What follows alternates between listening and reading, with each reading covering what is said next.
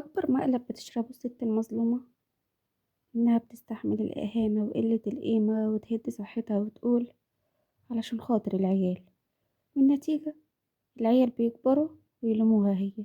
تفتكر إنك لما تطلعي قدام عيالك مكسورة ومتهانة وملكيش رأي إنك كده بتحميهم؟ انت كده بتعلميهم إن كسر الخواطر عادي. والصدمة الكبيرة لما يكبروا ويقولولك طب ما انت اللي وافقتي على الوضع ده، حد كان ضربك على ايدك؟ كرامتك وصحتك ونفسيتك هما الأساس. عيالك محتاجين أم قوية، مش أم ضحية مطحونة باسم التضحية. تفتكر التضحية بالكرامة عشان العيال صح ولا غلط؟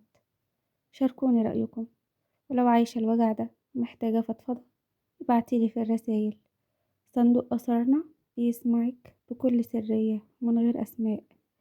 ما تنسوش تشتركوا في القناة وتعملوا لايك. مع السلامة.